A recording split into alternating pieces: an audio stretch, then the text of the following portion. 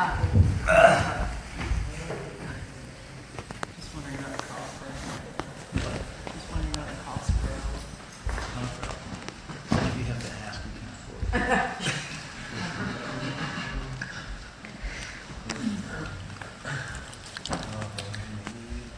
So, do we have a book, or is it just, Hey, Krishna. How's your mother? Say hello to your mother for me.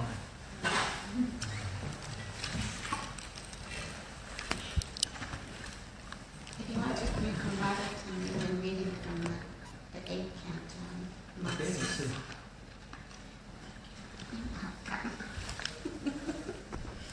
Which one is it? Which verse did you finish today? I think the verse is... Oh, you already read the Bhagavatam today? They already read. Oh, okay. Well, I had one idea, yes.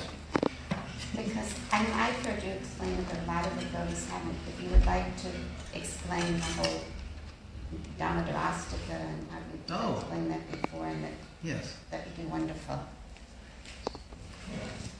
I'll figure out some way to make that controversial.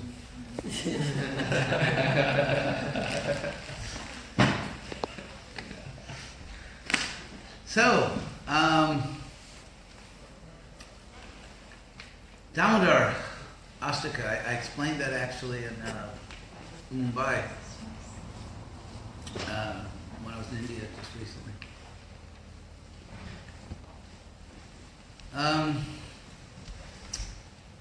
One thing I always point out is that the song has a very elegant, sort of classical structure to it. It begins with the simple words, I bow to the Lord. Namam Ishwaram. The verb nam in Sanskrit, pronounced like I went numb, means to bend. Actually means to bend. If you think of the word, the English word to bow literally means to bow your body. And that's why even though it's pronounced differently, the word bow and the word bow, obviously the same word really, what it means. And same in Sanskrit, for example, there's a Sanskrit adjective, namra, which means curved. And in Spanish, one of the ways they say I bow is me curvo, I curve myself. And so that's what the namami means actually, is I bow. It simply means I bow. I bow to the Lord, namami Ishwaram. And then in the first verse and in the second verse, the first two verses, the Damodar Ashtaka, all of the words or compounds ending in M are the direct object of that first verb, namami.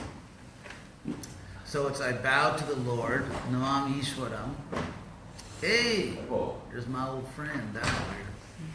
So I bow to the Lord, namam Ishwaram Satchidananda Rupam, who has a form. Rupa means form, but also means like a beautiful form, attractive form. Because Rupa can also mean beautiful. So Satchidananda Rupa, Sat, which is fully conscious, Sat, eternal, has eternal existence, Chit, fully conscious, and Ananda, full of bliss. So I bow to the Lord, who has an eternal, blissful, spiritual form. Namam Ishwaram Satchidananda Rupam Lasat Kundalam, and who has shining earrings. Lasat Kundalam Gokule Brajamanam, and who is wonderfully moving about Braja. Namam Ishwaram Satchidananda Rupam Lasat Kundalam Gokule Brajamanam Jashoda Bhya. Jashoda Bhya means out of fear of Jashoda. She's not going to be walking during the whole class, is she? Not the whole class, just the next one. She'll tie things up and finish. Is that all right? Or would you rather... Well, it is this con, so it would be unusual to not have on. So, Jashoda Biya Ulukala. Ulukala. Ulukala in Sanskrit means a grinding mortar. So it's actually Jashoda Biya Ulukala Davamana. Again, I bow to Krishna who is running. Davamana. I bow to Krishna who is running. Davamana. But Paramrishtam, who was caught, who was finally caught. Paramrishtam Atyantato, finally caught. Dhrutya Gopya, caught by the gopi. We often think the word gopi, of course, this means like Krishna's girlfriends, but the word gopi also refers to Jashoda, because she's a gopi. So, Atyantato Dhrutya Gopya. Yashoda was hurrying very quickly, and so she caught Krishna. And then the next verse is Rudantam. Rudantam, as you know, is the accusative present singular participle of the verb rud, which means to cry. And so Rudantam means crying. It's Krishna, but because it ends in an M, Rudantam, because it's still the object of the verb namami. I bow to the Lord who was crying. Rudantam muhur. Rudantam. God, where's the verb? Right beside you. Huh? Right under the book there. So. Oh.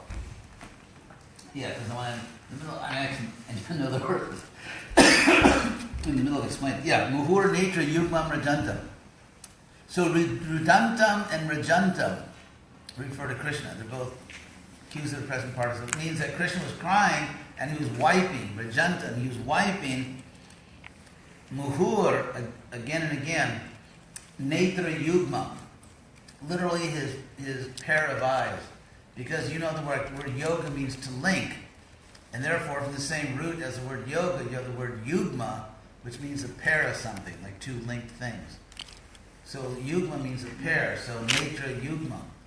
Sanskrit is very interesting. Even the word netra, which means eye, actually comes from the Sanskrit root ni, which means to lead.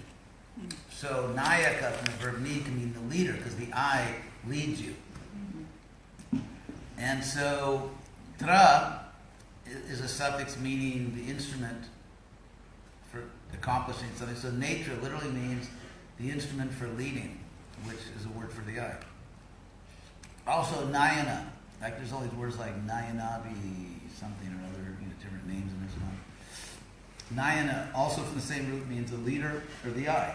So netra yugmam, the pair of eyes, the eye pair. So crying and repeatedly wiping his eye pair. In other words, in Sanskrit, it doesn't sound like that, but his two eyes. And karam bhoja yugmena, with his pair of lotus hands. So he's wiping his pair of eyes with his pair of lotus hands. Karamboja. The word for hand is also interesting. Kara, which literally means the doer. So the word doer, kara, comes to mean the hand, because the hand does it, right? And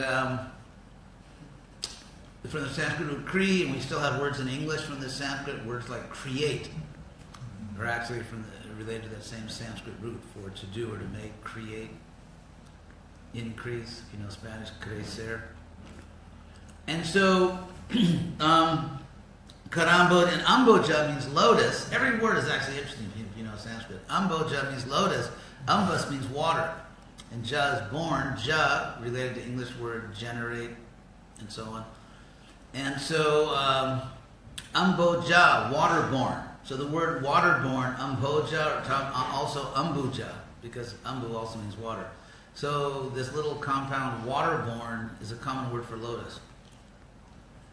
So, with his two lotus hands wiping his eyes, with his pair, yugmena, of lotus hands. And satanka netram, and his eyes, which are, he has that like little, the mother put this little black on it. Muhuk shasa kampa chirekanka kanta stita graivam. Now there's the Sanskrit compound for you.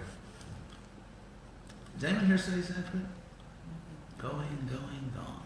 So, anyway, lot of times the easy way to translate a Sanskrit compound is that you start from the right and go backwards, and then it becomes English syntax or word order. So this means that Graivam, Damodar, Stita Graivam Damodaram Bhaktivadham. So again, Damodaram, it ends in an M because it's still the object of the verb namami.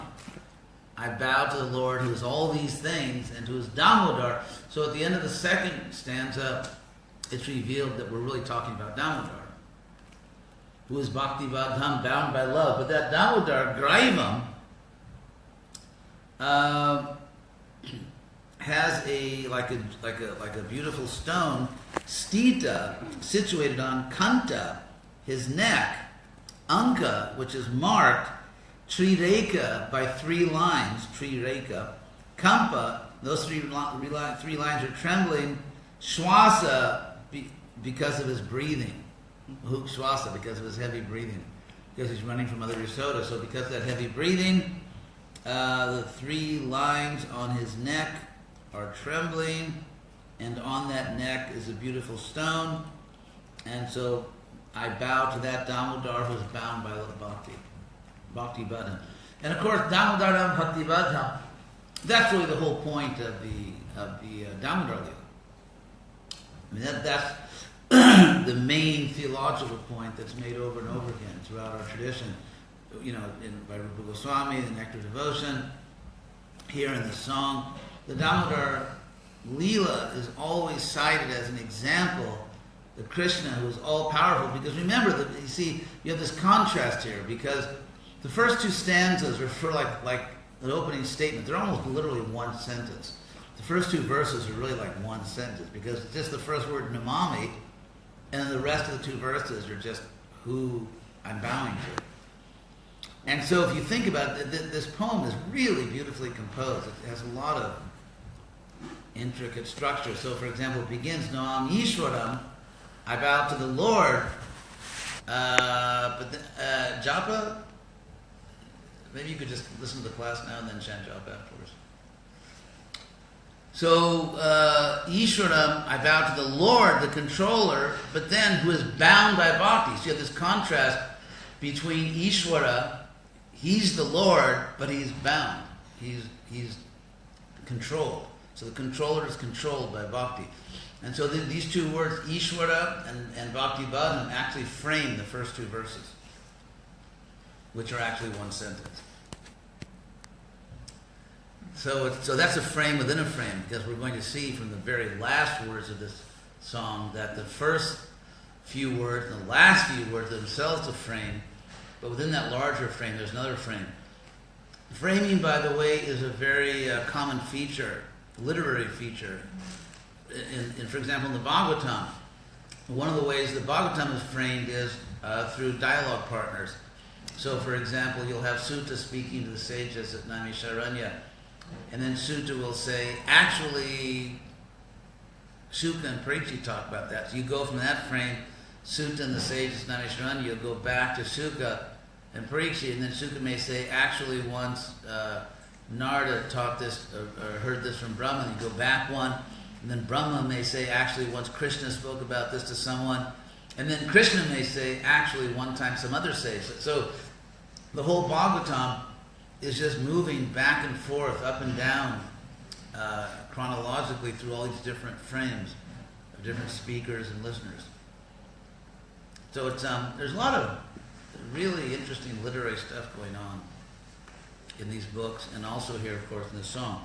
So now, the third verse begins iti, thus. So just like in English, the word iti refers to what came before. And so iti refers to the first 2 verses. And so thus, meaning Krishna, and the conclusion of the first 2 verses was that Krishna, although he's Ishwara, he's controlled by bhakti. So iti swalila bhir, thus by his own pastimes, Ananda Kunde, in the bliss kund, you know, like Radha Kund, Shama Kund, it means like a Vedic swimming pool. And of course, they didn't have filters back then. Actually, they had natural filters, you know, the earth. So in the bliss pool, literally in the bliss pool, Ananda Kunde, Sugosha, his own people, like his own community, Nimajjantam, literally submerging, because sub in English means down, and in Sanskrit that's ni. You can even see in the structure of English that it still retains Indo-European structure, so you have verbal stems with different prefixes that, like for example, you can submerge, you can emerge, or you can, for example, revert, subvert, invert, pervert, revert, and so on. And so that whole structure of having a basic verbal stem and then different prefixes that give various meanings actually comes straight from Sanskrit.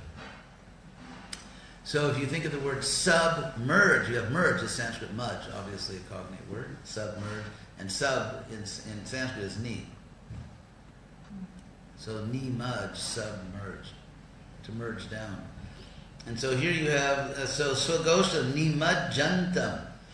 So he's literally submerging his own community in this bliss pool by such pastimes of his. And in doing so, he's actually declaring something to the world. Akyapayantam. Akyapayantam means declaring. And so what is he declaring to the world in submerging his own people in this pool of bliss? What he's declaring, and he's declaring it, and first of all, who's he declaring it to? To Diyeshita Geshu. To those, Gya means like knowledge, like jnana. And so Geshu means among those who know his Tadiya, his Ishita, his lordship. Isha means Lord, and Ishita means his status as Lord, or his position as Lord. So to those who know his position as the Lord, among those people he is declaring Bhaktar Jita Tvam, that he is conquered by his devotees.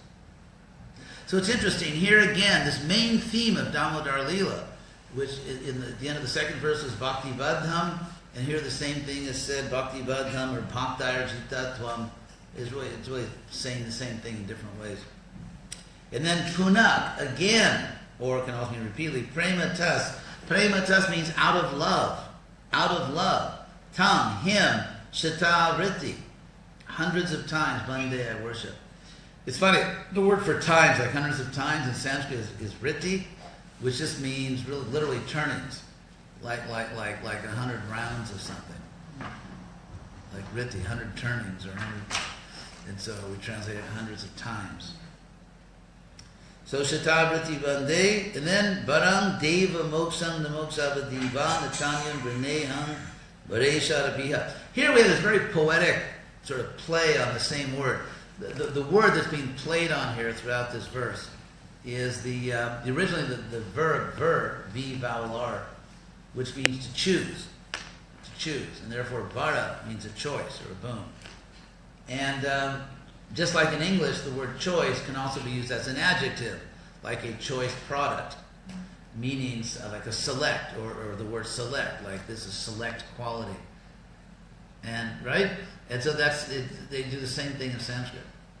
So vara means like a boon, like something you choose or something you select, so it also means really good quality. Like for example, Giri Vara Dhari. Krishna literally Krishna held up the select mountain, or the choice mountain, which means like the excellent mountain, or the best of mountains. So anyways, you'll see how this next verse, is really playing on in this word. So Varang Deva, a boon, O God. Now another thing in the fourth verse is that the poem, or the song, switches to the first person. In the first three verses, the author is talking about Krishna, and now in this fourth verse, he's talking to Krishna. So the poem, the song actually switches to the first person in stanza 4, because he says, Deva, O God. So now he's talking directly to Krishna. And he says, Varang Deva, a boon Krishna. And because it's Varam, ending in M, you know, if you know Sanskrit, you already know it's going to be the object of the sentence. So now we're waiting for the verb, because Varam is the accusative case, it's the object. So now it's very interesting, because in Sanskrit you can do all these things. There's amazing things going on in terms of literary style. So Varandeva, a boon, O God, moksham, liberation, not mokshavadinva, nor anything up to liberation. That's why, if you ever wondered why the word moksha is repeated in that first line, it's because avadhi. Avadhi is actually, you don't mind if I explain these Sanskrit words? They're all really interesting. Avadhi can be used as a suffix, meaning like up to something or ending with something, because di means to place and ava means down. So where you put down, so to speak, like put down for the night, it's like where you stop. So avadi literally means putting down or stopping. So moksha avadin. So he said, because moksha is the highest, outside Vaishnava culture, outside Krishna consciousness, if you look at all the other Vedic literature,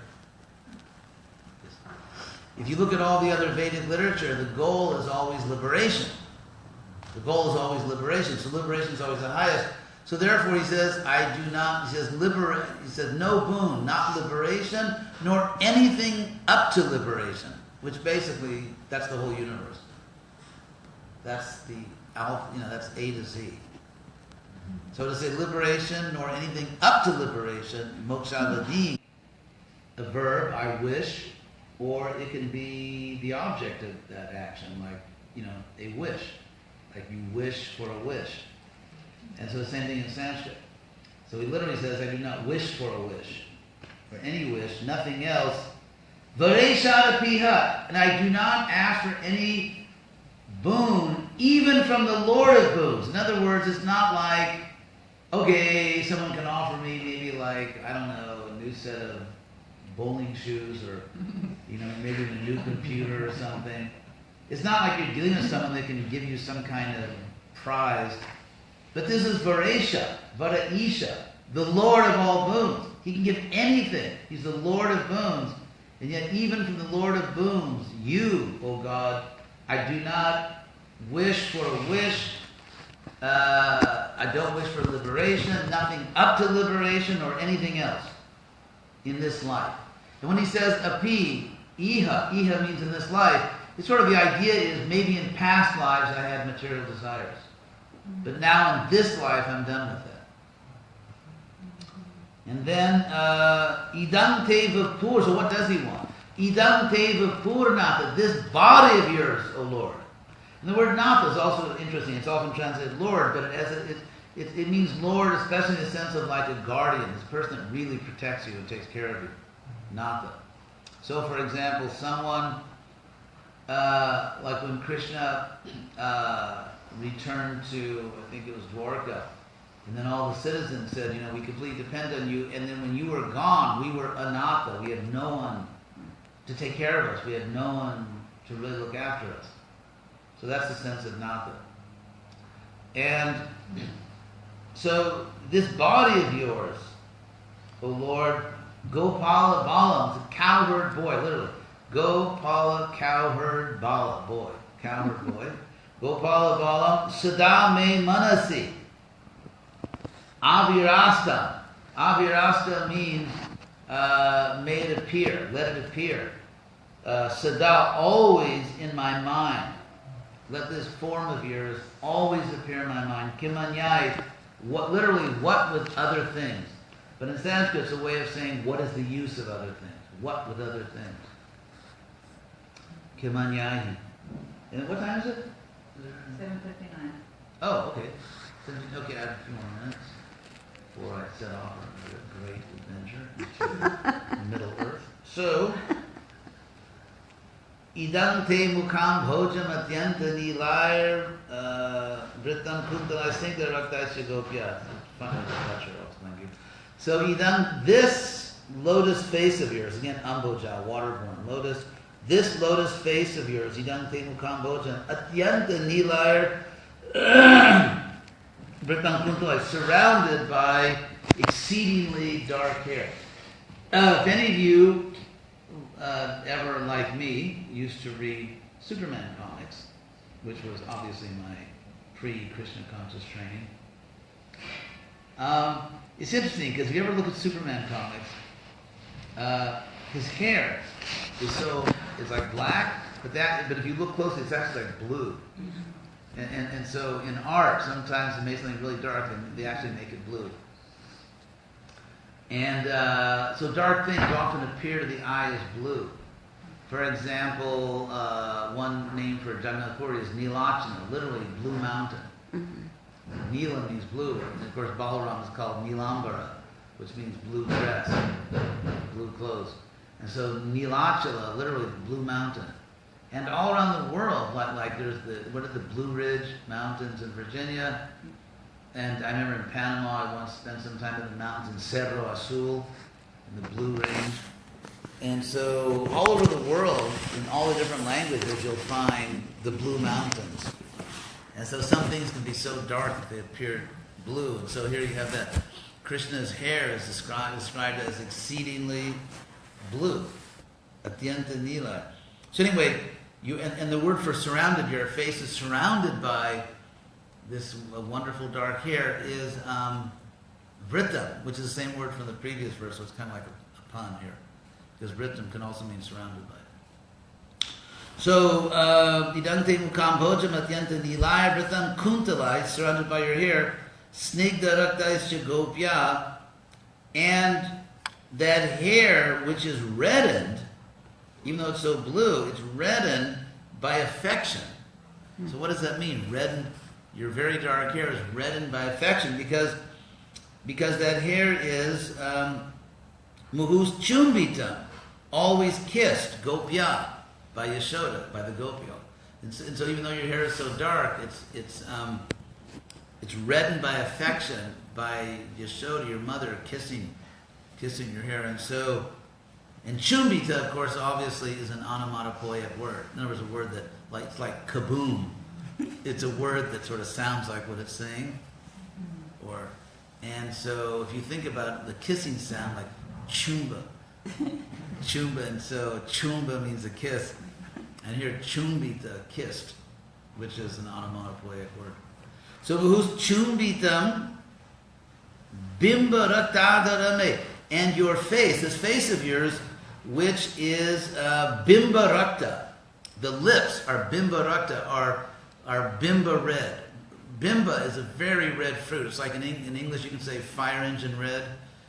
And so, like colors are compared to something that's really that color.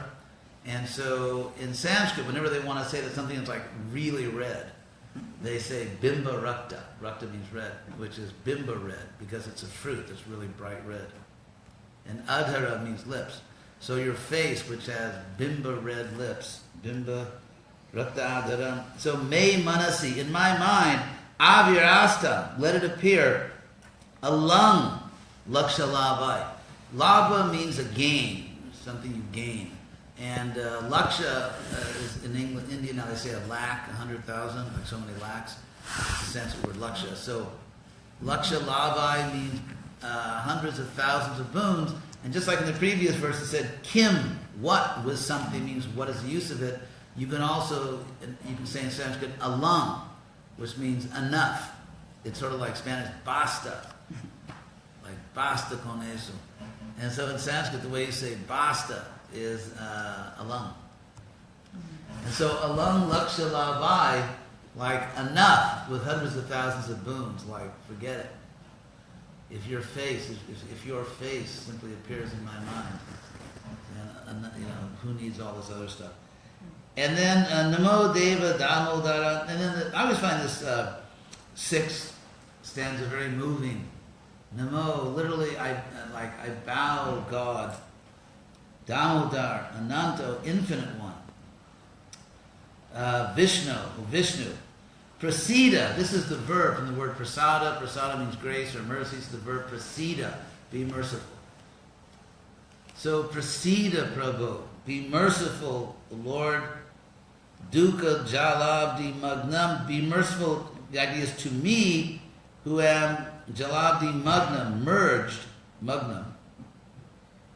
It's actually the same word as, remember we had the word nimajjantam, and so that was the verb, present participle. Here's the passive participle, magna, which means merged. I am merged in the dukkha jalabdi, in the ocean of misery. I'm drowning and merged into the ocean of misery. And this is nice. Kripa drishti vrishtyata. Vrishti means a shower, like a rain shower. Vrishti. And drishti, of course, means a glance, like looking, like darshana, drishti. And so by your kripa drishti, vrishtya, by the shower of your glance of mercy, by the shower of your glance of mercy, the verb here is going to be anugrihana, like be merciful to me who am ati dina, like just too fallen. I'm like way too, I'm just, really not making it here. So ati dina. Dina means kind of like wretched, and ati dina, I'm really gone. And so, and the word be merciful to me is very interesting because it's anugrahana, or anugraha is the noun, and it actually literally means to take along. In other words, when the author here says, be merciful to me because I'm so wretched, what the word literally means, anugrahana, is take me along with you.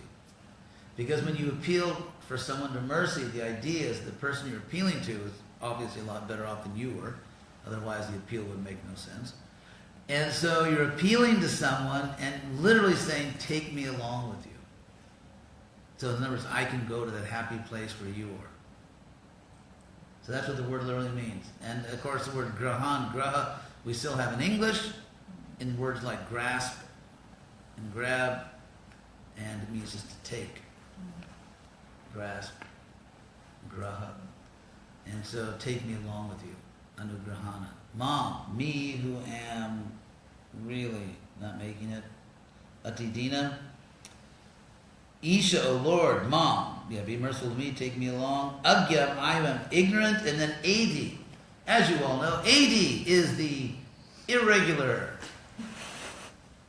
second person, imperative, singular form of the verb us, to be. I know. Why am I telling you what you already know? So AD actually means be, like the command be. And be, akshi drishya. Drishya means visible or seeable. Drishya, akshi, to my eyes. Be visible to my eyes. Adi akshi drishya, be seeable, be visible to my eyes. And then this beautiful verse, Kuver Atmajo. Atmaja means literally born from oneself. It's a word for son or daughter. And then the AU ending, ow, not as in an owie, but the AU ending is the dual. In Sanskrit, both in verbs and nouns, you can be singular, dual, or plural. They don't just have singular and plural. And that's why the song, the six Goswamis, Bande Rupa Sanata Nao, Raghu Yugal, all those words end in AU throughout the song because the author very cleverly divided the six Goswamis into three pairs. And then he uses the dual form throughout, so it's a very original composition. But here, Kuvera Atmajo, simply the two sons of Kuvera. Ao ending means two. The two sons of Kuvera, Baddha Murtyaiva, simply by your bound form. This is very interesting because the word Baddha is appearing for the second time. Remember, this word Baddha appeared in the as the last word of the second verse. Stita Gravam Damodaram Bhakti Baddham. That I bow to the Lord in his bound form. Now here in the seventh stanza, the word Baddha comes back, and the author says, and Murtya just means by the Murti, by that form. So Baddha Murtyaiva, simply by your bound form. Simply by your bound form, your Baddha Murti, Jadva, just as, simply by your bound form, you liberated the two sons of Kuvera. It's actually a passive construction. Just as by you, Twaya, the two sons of Kuvera, Mochi Tau, were liberated, were freed. By you, simply by your bound form. And then Bhakti Bhaja Kritaucha. Bhaj means container or recipient. That's why we don't do bhajan. If you say we're going to do bhajan, it means you're going to do containers. So, which is all right. Maybe it's like the container store, It's like bhajan, like I won't budge. Bhajan. So, but bhakti bhajao kritao cha literally means they were made into recipients of bhakti. Kritao is made. They were made into recipients of bhakti. Bhakti bhajao kritao cha. So just as by you, in your bound form, simply by your bound form, in other words, there's an obvious poetic contrast that you can liberate by your bound, because baddha is exactly the opposite throughout Sanskrit literature, like the Bhagavatam. Baddha is the opposite, is the antonym of mukta. Mukta means freed or liberated, and then the opposite is baddha, bound or conditioned. And so there's an obvious it's an obvious play on words here that you're just by your bound form you freed the two sons of Kuvera. So again, there's all kinds of things going on here in the text. Plays on words. So in the same way, yadvat means just as, and tata means in the same way, or in that way, prema bhakting sukhang me prayacha. Offer me your very own devotion. And there's so many little details here. It says prema bhakting swakam. Why swakam? Because the word swa means your own, like your own bhakti. So why swaka? Because in Sanskrit, when you add a K in this way, it's sort of like what's called the diminutive, like affectionate diminutive. Like, for example, like you can say Carlos in Spanish, Charles, but if you say Carlitos, that means like, it's like affectionate, Hey, little Bob, or, it's like, so in Sanskrit, like for example, the word gopi, but if you want to say like the dear gopi, you can say gopika. Or radha, radhika. Radhika means in Sanskrit something like dear Radha, or the dear gopi, gopika. So here, when you say offer me your swaka bhakti, your swaka devotion, it means like your very own devotion, devotional service. That's how you say like your very own. So it's actually, if you know Sanskrit, it has a little, je ne sais quoi, it has a little like extra emotion in it actually. Tata prema bhakti, loving devotion. So it means not just devotion, but real loving devotion, real love.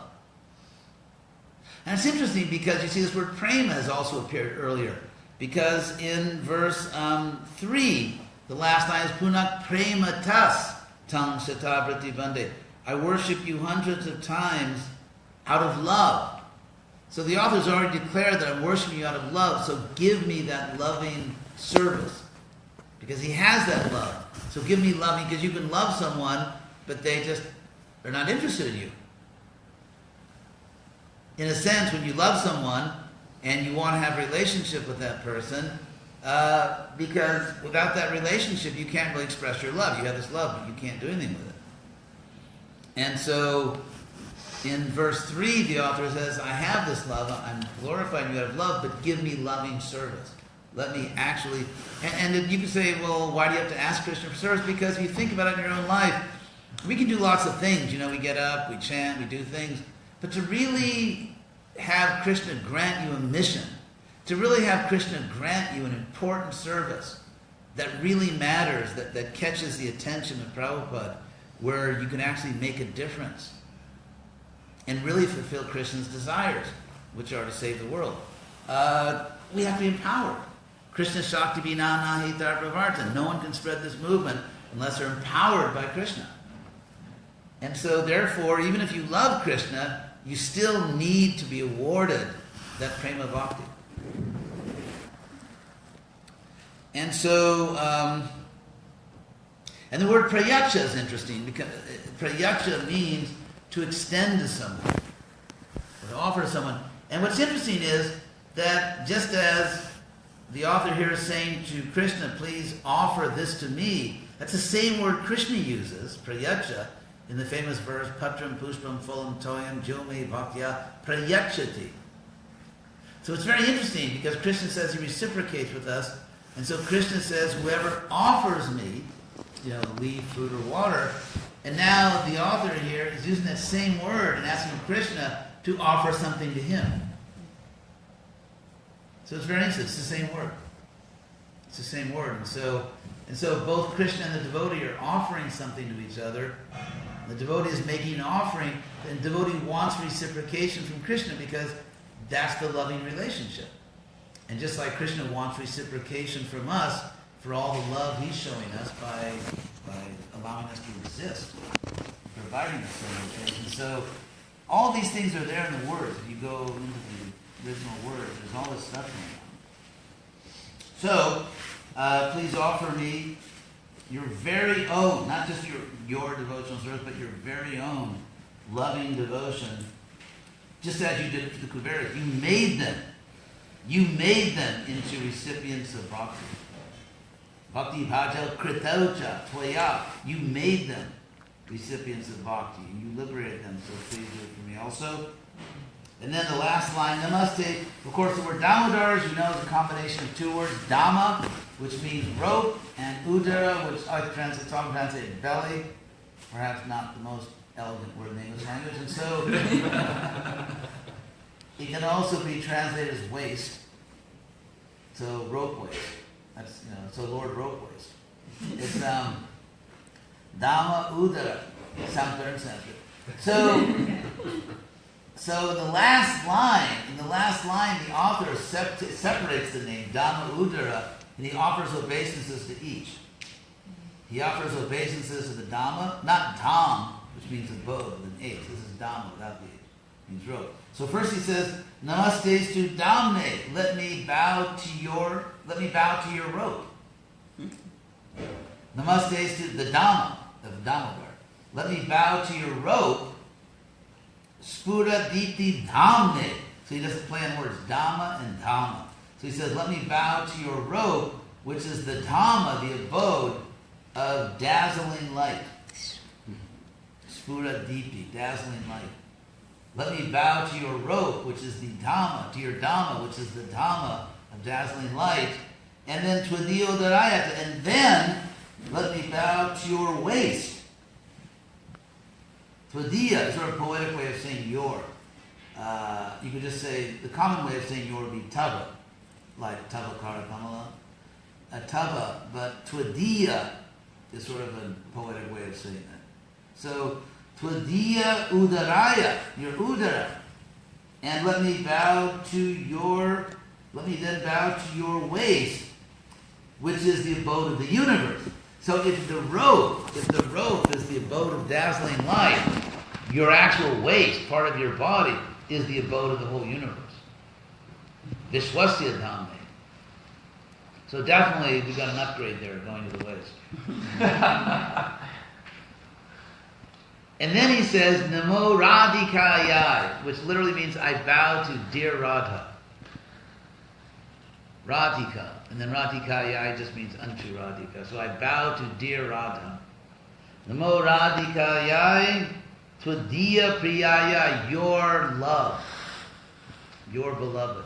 I bow to dear Radha, your beloved. And then Namo Ananta Lilaya. It's very interesting. In Sanskrit, I won't go into all the grammatical rules. But because of the way Ananta Lilaya, Ananta of course just Anta means we have the same word in English, end, end. And so ananta means endless, literally endless or infinite. So I themselves, because Leela is a feminine, like Radhikayai, but because it's Leelaya, it's a particular compound. It's a bit of a Bahuri compound, which means that I'm bowing to Krishna, who has endless pastimes. So grammatically, it's very clear. That's what it means. So I bow to you. Actually, it says I bow to the one who has infinite pastimes, Devaya, unto God. And the last word, Tubhyam, unto you. And so this is a very, even the word order, which is called syntax, is very moving. I bow to one of endless pastimes, to God, to you. And that's how the song ends. And so, again, the whole 8 stanzas are beautifully framed because the first words are Namam Ishwaram, I bow to the Lord. And the last words of the song are Namastubhyam, I bow to you. So it begins, I bow to God, and it ends, I bow to you. So this is what they call in Hollywood, the bookend, the frame. The whole story is beautifully framed. And so anyway, I hope I gave you some idea that there's a lot going on here in the Sanskrit. It's, yes? I never heard about the author, so can you tell us a little bit about it? Only what's in the Bhagavatam. Isn't he a Muni? Isn't he such a Muni? Wasn't he involved in Lord Matsya's pastime? That's what we're reading about, but we haven't gotten to that yet. Yeah, I guess that's all we have to go on. He was involved. That's a king. Yeah. He was a very pious king, and then Matsya came. There's a Muni, it's just like the word Rajarshi. Rishi means Muni. And so a king can be a Muni or a Rishi. Beautiful song, isn't it? So I'm off to can't keep the good sannyasi down. I'm actually at this point in my life, I'll just say very, very briefly, I went to India. You probably know I went to India. And things went very nicely. And I think, if anything, what this whole incident shows, where we started Krishna West, and then, for 4 years of hot and cold war, and then we sort of settled things. I think what it shows is that if someone is really determined to please Prabhupada and to work within his mission, it is possible. We often hear that, I had to leave ISKCON. And I'm always a little skeptical about it. First of all, anyone who is actually trained by Prabhupada, we always hear that Vani is more important than Vapu. And, Prabhupada himself always said that, the message, not the body. But I have to say that being trained personally by Prabhupada, and being actually the last active preacher in this movement who was trained by Prabhupada as a Western GBC, it was a huge deal for Prabhupada to stay within his mission. It was very, very important to Prabhupada. And so I know that some people think I'm sectarian, or I'm this, or I'm that. Prabhupada used to say, give the dog a bad name and beat it. But I just, somehow or other, Prabhupada just put these things so strongly into my heart by his repeated instructions that it's just impossible for me, liberal as I think I am, to go against what Prabhupada... In other words, I can't take something as insignificant when Prabhupada took it as very important. It's just difficult for me to do that. And it's not, it's not that I hate anyone. It's not that I think someone's not going back, not a sincere... I'm not criticizing anyone. I'm not against anyone. I'm simply saying that it was extremely important to Prabhupada. It's just like, if, those of you who have families, those of you who have children, those of you who will have children, you'll see when you have children how important it is to you to keep your family together. And so for parents who, consider it important to keep their families together, we should hardly do less for Prabhupada.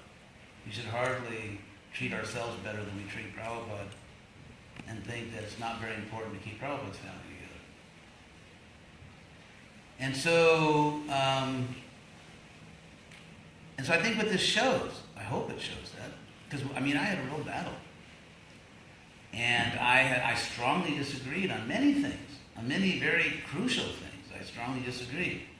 But I think with this, and I said so publicly, we really went back and forth, but ultimately, because of Prabhupada, and because of what Prabhupada said to me, and just what I know about Prabhupada, I realized that somehow or other we have to make this work, somehow or other. And I think Krishna showed that it is possible. If you really understand Prabhupada, and you really want to please him, by somehow or other, no matter how frustrating it is. I mean, there were times when I was, to be honest, just when I was in Davidson a couple of years ago, there were times when I was literally walking around, throwing things against the wall and cursing like a sailor. Because I was just so mad at some things that were being done by some leaders of this movement. But still, it was always Prabhupada. It's not about me. It's not about my feelings. It's not about what I'd like to do. It's really about Prabhupada. It's really about his feelings, and it's about doing what he really wants. And so it was with that spirit. I just kept trying, and somehow or other, and then by Krishna's mercy, it all worked out.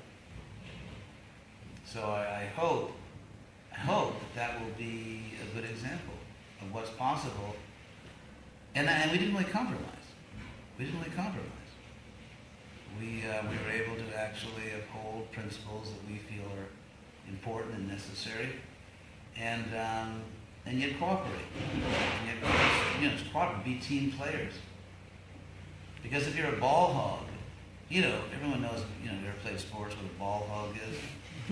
Some people just always want to shoot. I remember when I was the captain of our basketball team, Beverly Hills YMCA, and we had this league, and it was, some people you give them the ball and they just compulsively shoot. They can be like 80 feet away. They can be facing the wrong direction. And they're going to shoot.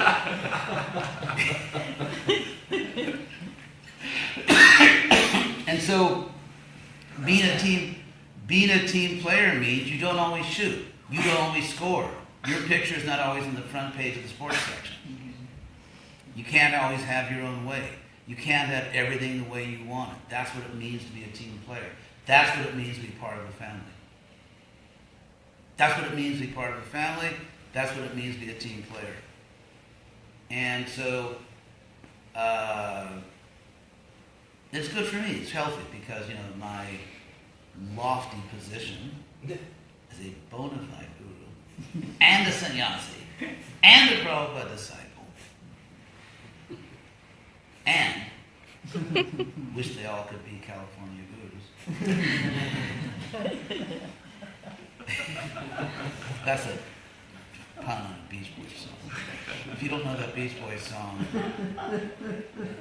you need to be more serious about these things. So, anyway, it's actually because when you're in a position of guru and you have people bowing down to, look, we all have our human side. That's why we eat and sleep and burp, and that's why we sometimes get upset, because you can be a devotee. You can be a good devotee. You can be a very sincere devotee. You can be, a really good devotee, but it doesn't mean that you don't have to deal with the human side of you. And so for someone who's not on Prabhupada's level and has people bowing down to him all the time and, praising you, I think it's very healthy for me and for everybody else to be in a situation where you don't always have your own way, where you're not always right. And I think it's dangerous to be in that position when you're in a human body, to have everyone bowing down to you and everything you say is true, even if it's not. And to not want to be in a situation where you're not the only show and tell. To be in a situation where there's other people equal to you, where you say, you say yes, no, you say no. What is that song? I say yes, you say no. Beatles. Go, go. Anyway, I'm not going to do the whole Beatles song. So, but I think, in fact, I think the fact that Krishna created an International Society for Krishna Consciousness, and Prabhupada asked us to work in it, I think is actually part of our self-realization because, my God, who needs more austerities if you belong to a religious institution? And especially, because it is, it can drive you nuts. And especially if you're in a big position. What did Prabhupada say one time sarcastically? He said, we wrote to one of the disciples, now that you've taken the super title of Goswami, get real here. And so if someone's a guru or a sannyasi and people are actually physically bowing down to you and you're always right even when you're wrong and all that, then I think it's very healthy. I think it's very healthy to be part of a society where not everyone's bowing down to you and not everyone agrees with you. And I think it's actually part of our self-realization. I think it's part of our self-realization. It keeps us sane. Yes? Are you willing to take a few questions about Christian West now? Yeah, I actually have a few minutes. So go ahead, go for it. Okay. I'm curious with this new, shall we say, all in the family approach. If it's fair to say that Krishna West will now behave more like a bridge instead of the quote-unquote separate destination or its own destination. In fact, language has changed a little bit. Actually, no. Because, for example, I came here on American Airlines, which I'm not promoting them, especially after a glass of tomato juice spilled in my pants. But they go to many places. That's why every successful airline offers you various destinations. And so it's very clear in Prabhupada's teachings, as I've shown, that he offers two options, which are, we're bicultural. In the sense that you can do the traditional Indian approach if that, makes you happy, or you can do the Western approach. The principles are the same, the practice is the same, but you can do either style.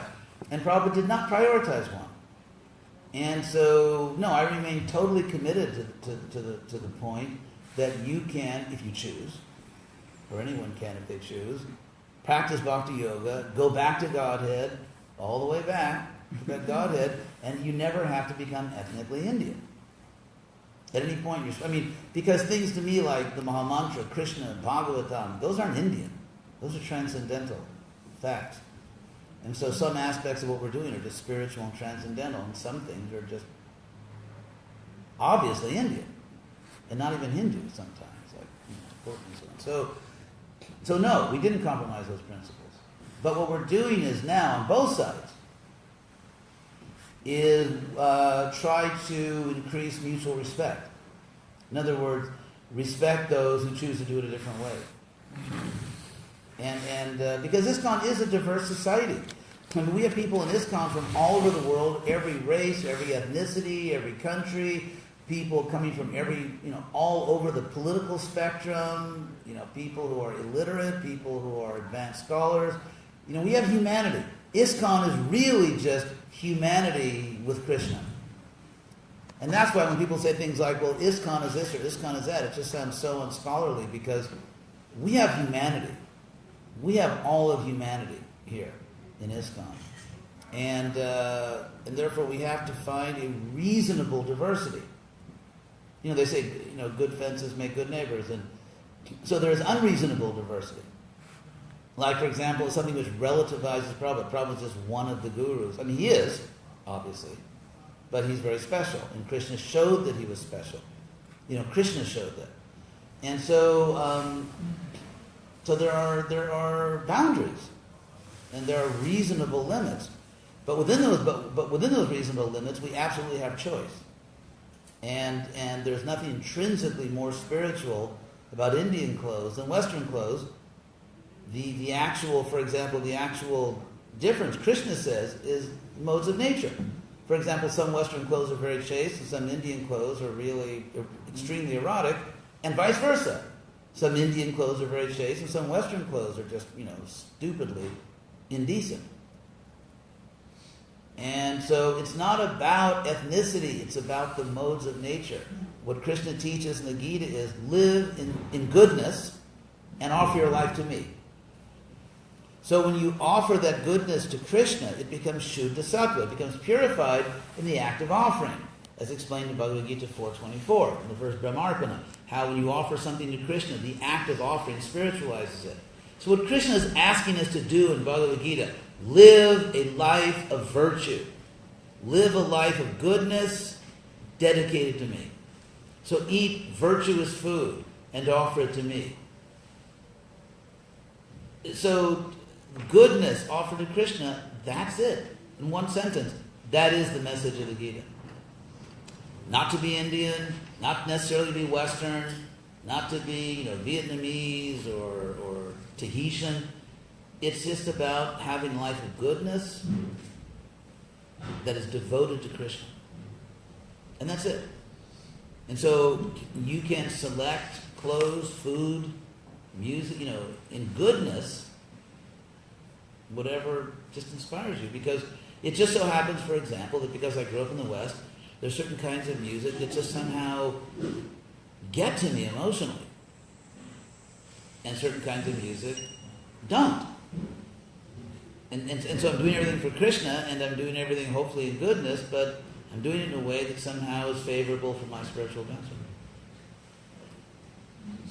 So Christian West does appeal to college students a lot, right? Lots of different people. But generally speaking, one of the things I think I've heard you say is that the goal that Christian West fills that other aspects of ISKCON haven't necessarily focused on is appealing to intellectuals, appealing to getting and spreading the movement into that space where it has more influence in the culture, the halls of education, that kind of thing.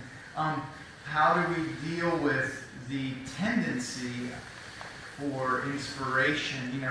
If there are favorable people who aren't necessarily members of the family, but they are filial to the mission. Yes.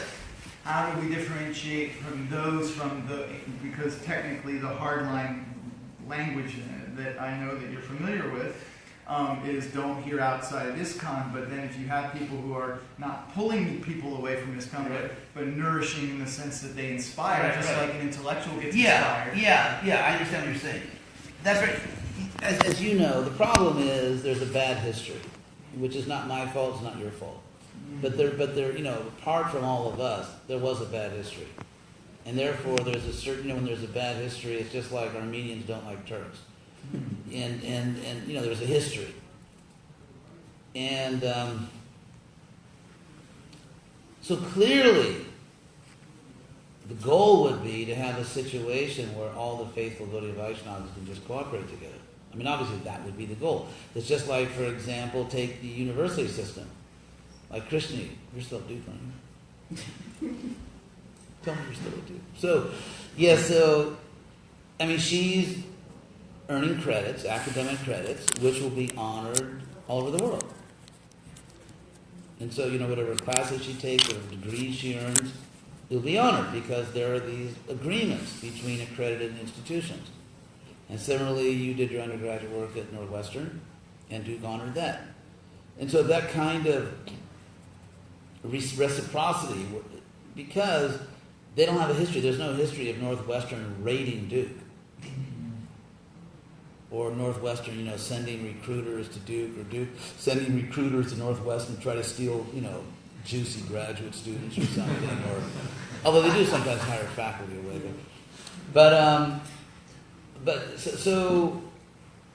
Good fences make good neighbors. And so what we really need to do, if we want to achieve what would obviously be desirable, to have peace and cooperation among all those who are devoted to Lord Chaitanya, to actually have that peace and cooperation, that requires a foundation of love and trust. Prabhupada said, relationships among Vaishnavas are based on love and trust. And when the history makes you reluctant to trust people, or when, let's say, maybe your interpretation of the history makes you reluctant to trust people. And it's on both sides. It's on both sides, because the people that don't want to work in ISKCON, many of them, it's because they don't trust ISKCON. And so they're saying, I'm not going to work in ISKCON because I don't trust ISKCON, but you should trust me. Okay, can we do that one again? That's what they're basically saying. I don't work in ISKCON because I don't trust ISKCON, but you should trust me. It reminds me of that movie Invaders from Mars, that hilarious movie, with Jack Nicholson, and the Martians are running after people, shooting them, and they're saying, trust us, we come in peace. So sometimes I'm not saying that you can't, let's say, trust ISKCON but not be part of this. I mean, so I don't want to set that absolute standard. But in the case of some people that we know, I actually made efforts to sit down and talk, let's try to work it out, and the answer I got back was, no, I'm not interested in working it out. So, okay, and then of course, but then I'm the bad guy. I'm the one that took the initiative to, say, let's talk, let's try to work this out. The answer I got back was, I'm not interested, and then I'm the sectarian one. And then if I set certain boundaries because a particular person refused to even sit down and talk and try to work it out, and therefore I feel like I'm forced to set boundaries because there's no agreement. It's just like, for example, if you get a visa for a certain country, or they get a visa for this country, there are agreements. We don't see it. We just go to the airport and show our passport. But behind the scenes, there's all kinds of rules and agreements. And so when someone says, I'm not interested in sitting down and working out agreements, how can I say, okay, you can have a visa when there's no agreement? So trust is, they say trust is verified. And so trust, what we all want, really. I was actually, for years and years, among the GBC, I was one of the leaders that most tried to forge agreements, cooperation with other Gaudiya Math groups, whatever my image is. I actually was one of the people that tried the most for reconciliation, try to get everyone closer together. And the reason it didn't work out is because again and again and again, especially the big gurus, again and again and again, I was actually, and I'm not saying this lightly or just, without thought, basically betrayed. I won't go into all the gory details, but again and again and again, I went out of my way, being criticized within ISKCON, to try to let's find a way to work together, and then they would just turn around and, and kind of hit you when you're not looking. And so, but I still remain hopeful. Because Prabhupada himself, when I was Prabhupada's secretary, he used to engage me in going to different Gaudiya Maths to invite his godbrothers, and then they would have knockdown, drag-out talks. It's funny because they would come, everything's very nice, Hare Krishna, and then they would go into Prabhupada's room. Prabhupada would kick us out of the room. They'd close the doors, and biff, boom, bang. So, but then they were brothers. They were talking, and they were talking like brothers. But so I've always, my loyalty to ISKCON is not sectarian because I actually have always dreamed of a much wider unity among Vaishnavas. I dream of unity with the Sri Vaishnavas, the followers of Ramanuja, or the followers just, the Vaishnavas. And so, in other words, it's just like right now, Catalan wants to be independent of Spain. And they're just kind of like going against history because, the European Union, especially with the Brexit, they want to keep things united. It's just not what they want right now because practically in every European country there's some little group that wants to be a country. And so, so my loyalty to ISKCON is not just sort of a blind sectarianism. It's a general wish for greater and greater unity among Vaishnavas. And I want to see the Vaishnavas united for the same reason that I'm loyal to ISKCON. For the same reason. Because I think unity is better than conflict and division, and that there are so few Vaishnavas anyway in the world, and we're trying to. So again, in the real world, not in just like these cheap shots and these kind of like childish criticisms. Well, you can always hear from a pure devotee, and no one can stop you. It's just like, well, come on, be an adult. In the real world, there's lots of pure devotees.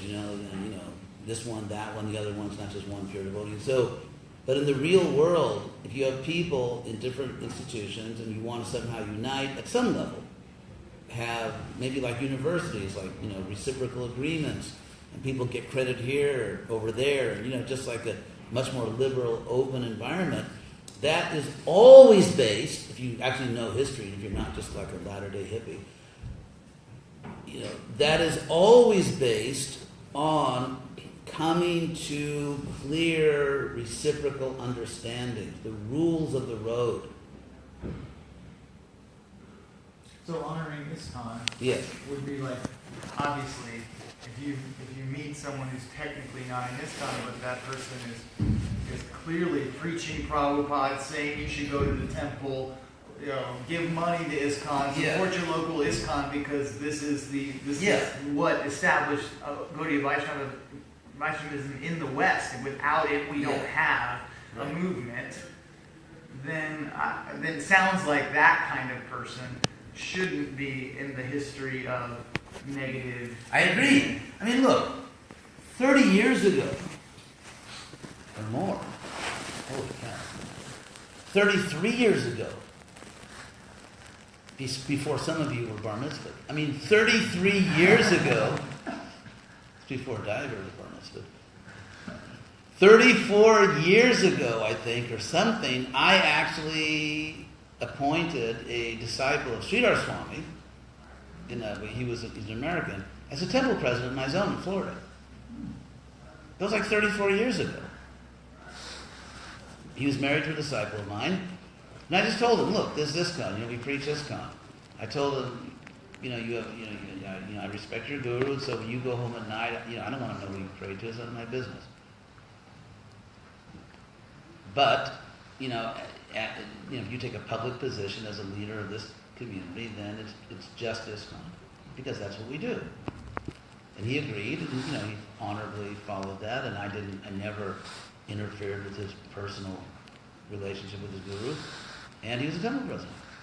That was 34 years ago. It's not that I've become just like a cranky old bigot in my old age or something. And so I'm always open to cooperation, unity. It's just that there have to be clear understandings.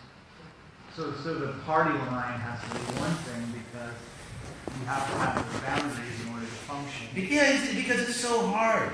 It's so hard to spread this movement in this day and age. I mean, the country's basically brain dead. They elected, the devil, as president. So I just read this one article where there's this chemical produced by Dow Chemicals, a nerve gas for the Vietnam War to totally melt people's brains. And so now the Vietnam War ended, they use it in fertilizers and things like that. And it actually causes permanent brain damage. And so the government was going to forbid the use of it in things like, treating lawns and parks and schools and everything. And then the president just, stopped that so they can go on making it and putting it everywhere, and use it in garden care and things, this nerve gas. So to me, that's evil. It's like pure evil. He's like the devil incarnate. And so, why did I mention that? It's hard to preach. Yeah. So in this age, the fact that someone like that, who was obviously mentally unstable, could be elected president, obviously mentally unstable. I mean, for example, I'm against abortion, and he, said he'd be against. So I'm conservative in some of my views, but I wouldn't put someone in the White House who's obviously mentally unstable and who has a very long history as a predator. Predator of women, predatory capitalism. Predator, someone who's obviously mentally unstable. And in the fact that even if I agree with some of the views, conservative views, so the fact that the people could elect that shows that we're living in an insane age. And it's hard to make devotees when you work and work and work, and then someone comes along and just kind of scoops off the fruit of all your labor and takes that person somewhere else. It's devastating. And that was true within ISKCON. For example, when Prabhupada left, you had these big gurus. Fortunately, I was in another part of the world. We didn't have those conflicts. Please believe me, I'm innocent. So, but I remember when Canada just got nuked because there was the GBC guru from New Vrindavan, H.D.Goswami, and they made some arrangement where he became GBC of Vancouver and Montreal, and he just.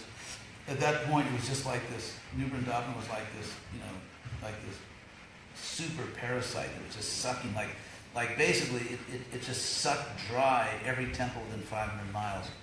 The Cleveland temple closed, the Buffalo temple closed, and this temple closed. Montreal and Toronto probably still haven't recovered. And it was just, and so you had these temple presidents who were just, their lives were just completely devastated because work so hard, you preach, you show someone how to put on tilak, you tell them the philosophy, you answer all their questions. Why shouldn't I eat meat? How do I know that God is a person? You just, all of us, our time is valuable. And so to take hours and hours and hours and hours and hours of your time and to give your life and to help someone and everything, and finally to bring them to Christians, someone else, charismatic leader comes along, scoops them off, and suddenly you're nothing and that person's everything. And it's enough to break anyone's spirit. And it happened within ISKCON. It actually happened within ISKCON. It's not even a question of other institutions. And it still happens some places in ISKCON. Yes? But isn't there another aspect of that is that the person should be happy that this person is going back home regardless of how he gets back home? Yes and no. Tax result, No. Or a particular individual. Yes and no. Yes and no. Because, all this language, but so-and-so's a pure devotee. Yeah, but pure devotees are supposed to be, sensitive and not just bullies. The point is, Prabhupada gave so many instructions that we should spread this movement. So if you give your life to spreading this movement, why is that a personal attachment? No, of course, if someone's going back to God, I'm happy for them. But if someone's going back to God and also says that I'm not ungrateful, I actually want to reciprocate, and that because you've helped me so much, I want to help you, I think that's a more advanced position. I think, treating like dirt or just not caring about or not wanting to help someone that gave their life for you, I don't think that's what I would call going back to Godhead, and I don't think ungrateful people do go back to Godhead in this life. And furthermore, I don't think that pure devotees do that to other people. I don't think pure devotees, devastate other Vaishnavas, discourage them, break their spirit. And so, wanting to build up a service for Prabhupada, no, that's not a material desire. It can be. Someone can do it out of pride, but because Prabhupada always urged us to do it. And Prabhupada always, showed his great pleasure when we were able to build something up.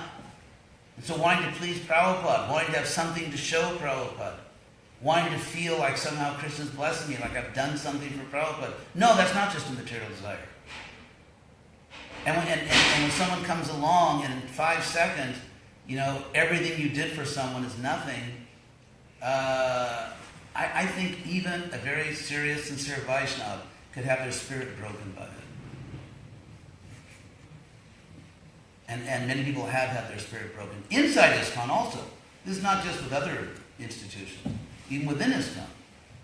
And so, to claim that I'm a pure devotee, but I don't care about causing so much unhappiness to other people, I don't buy it. I don't buy it. Because there's one person who's really a pure devotee, and that's Prabhupada.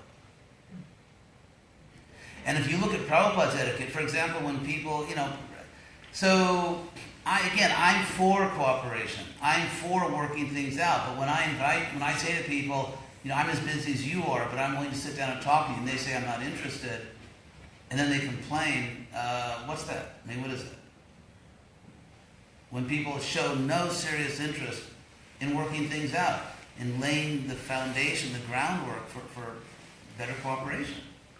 So that we can have that greater freedom, you could say, to follow people that inspire you, and yet it can be done peacefully, it can be done in a cooperative spirit. That requires working things out. But if some people don't want to work things out, then what do you do? Where do you go from there? I got 1 minute, and then I actually have to run because. So from the perspective of, you've spoken about coming in to Krishna consciousness. So then those who have been serving and here for a long time, whatever, obviously you might consider them to be in their graduate level at this point. Maybe they've been around a long, long time.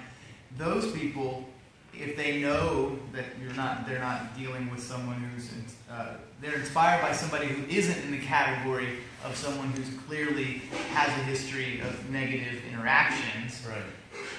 Could they then approach their spiritual master and say, this Vaishnava is inspiring me, and privately, I would like to take some siksha in the, but nothing changes. I'm still serving this cause. Yeah, I think where there's mutual respect, where there's mutual cooperation, where people take the time to sit down together and work things out. This is how we do it. If this happens, we do this. If that happens, we do that. And everyone's on the same page. And everyone, as Diver said, ultimately we are trying to think of what's best for the individual. And we don't want, if someone's inspired in a certain way, we want to respect that, but at the same time, be civilized. Yeah, I think everything's possible if people are really determined to cooperate and they sit down together and they take the time to work it out. Yeah, it is possible.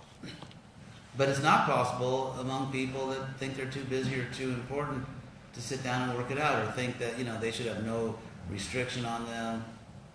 Like to cooperate with Krishna West in this, to stop all this conflict in this context. I felt at this point Prabhupada wanted us to stop all this conflict. That obviously there has to be a little give and take. You can't have everything your way. There has to be a little give and take. And people that want everything their way and don't want any give and take, then, what do you do with that? Where do you go with that? And I know people, we both know people that frankly, it always has to be their way. And I'd say, if we're all Gaudiya Vaishnavas, if the argument is we're all Gaudiya Vaishnavas, then why don't we act like team players? So thank you very much. Haribol. So thank you, and hasta luego.